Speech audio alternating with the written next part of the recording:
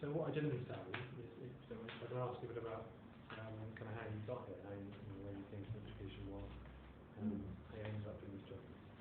Okay, well, I'm an ecologist, so I'm not an EP, So I basically pursued ecology because I'm passionate about conservation and fauna and flora and what have you. And basically, I left the university having finished with the research side of things, and just the next step was to look for a job, and just happened to be in the consulting field. So I was employed by SEF as terrestrial ecologist, actually faunal specialist. So I do that side of the ecological assessments for EIA. So basically I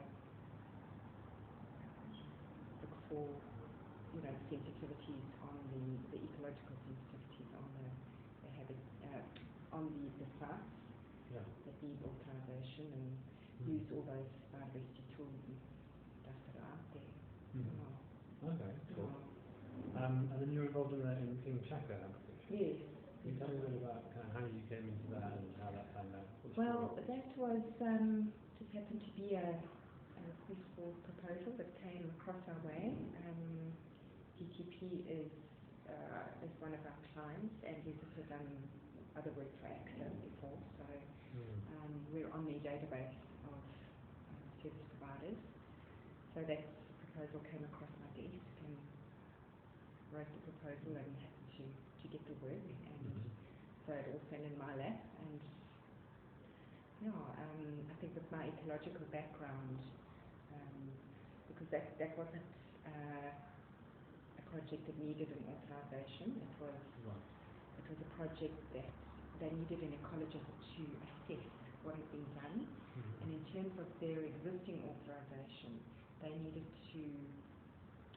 It was a compliance issue. They needed to look at what they needed to do to comply with the EA from an ecological perspective. So it was about the rehabilitation plans and the offsets that they were required to do for their EA. So that was my involvement as an ecologist rather than an EP. Did you work just as a ecologist, or was it as well? Well, I generally help out if it's required of me. On, like, I've written basic assessment proposals, and I've worked closely with the team. We've always been in a small office, and I'm there if they need any ecological advice, and advice we can help them with reports and general stuff. So while my job description is not entirely EP, I understand the processes and help out where I can. Yeah, I guess it's quite similar. And I think that they actually find it useful to have an ecologist that they can, ask questions about and have a background on. It helps their processes too, because they've usually got just an environmental management background, not so much an ecological background. So so it does help. That's interesting. Yeah. So there's so what kind of questions are they? I mean, it's a silly question, but what kind of questions are they asking? Well, I mean, they could, if they're doing a proposal, for instance, and they're looking at a site, and they need to know what listed activities are triggered, etc. Maybe do they need a working specialist on site? They would ask my opinion, and just look at it on Google Earth, and maybe I'd be able to identify that there's a ridge or a koppie or a wetland or something that's or how I've helped before is in a response to a comment in the commenting phase of public participation. If they don't know a better way to give a response, like an ecological background, if it's required, then yes, or with jargon to general ecological. Yeah, these are terrible jargon. Yeah, exactly. So that's where I can help out. Right. Okay. And so with this King Chaka then, so you came in sort of partway through the process. They'd already got the EIA. Yes. Yes, the EIA was actually obtained in 2010? Yeah, the EIA process was done in 2007. They got the EIA in 2010, or just before it actually. 2008 they got it, and then the airport was built in 2010. And part of the requirements of the ROD was that they needed to write a rehabilitation and restoration plan as part of a biodiversity and wetland offset. And to date that still had not been done. So, yeah, so it was, for various reasons there was delays. They had actually had plans written and they were rejected by the conservation authorities and the environmental authorities because it didn't cover the certain requirements, so they had it done again and still was rejected. So this was the third round. Wow. 5 years down the line, still hadn't been done. So hopefully this was the last version. Right. And it's sitting with DEA now. Right. Okay. Waiting for the stamp of approval from them. Right. Yeah. And was it? Well, I guess it would have been Isabella who didn't like it. It was a combination. There was Isabella, there was Equiquini municipalities, climate protection, biodiversity planning, climate protection unit, and also the local government, ETIA.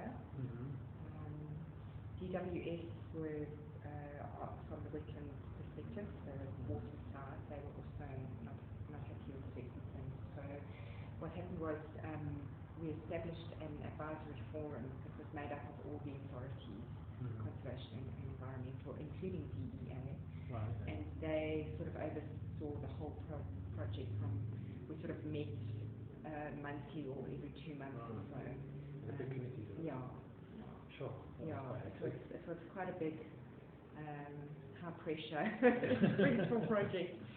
So, you know, I would have to present it every time, like, this is where we are, this is where we're going, and they'd go, no, you know, way, of course, this is what we want, this is how we think it should go, and, you know, it's all based on the legislation and what's required from the offset point of view. Sure, so quite kind of many bosses. Yes, definitely. And was that difficult to juggle then? Did they want different things, or was it? Well, I tried my best to, you know, what made it easier for me was just to remain independent and go, this is the client, this is the environmental, these are the environmental authorities, this is the environment. I'm the independent ecologist. I just need to keep that in mind and follow the advice of the advisory forum and advise the client as best possible and follow my ecological background. And you know, so yeah, so it's high pressure from that point of view that I did have more than one boss, but you know, the clients, it was difficult to juggle. We got through it. Yeah. So your job was in producing the report. Yes. And kind of what they should do. Yes. The one that was stipulated in the, I guess it would have been ROD. Yeah, ROD. Yes, it was. No, it was ROD then, and yeah, it was a very complicated project, but I, in the end, produced a report that was well, I did the terrestrial side. Another company subconsulted with me to do the wetland side, and we produced a plan, basically, a rehabilitation and restoration plan, spelling out the guidelines for year by year. This is what you need to achieve. This is how you're going to do it. This is the end goal. These are the objectives.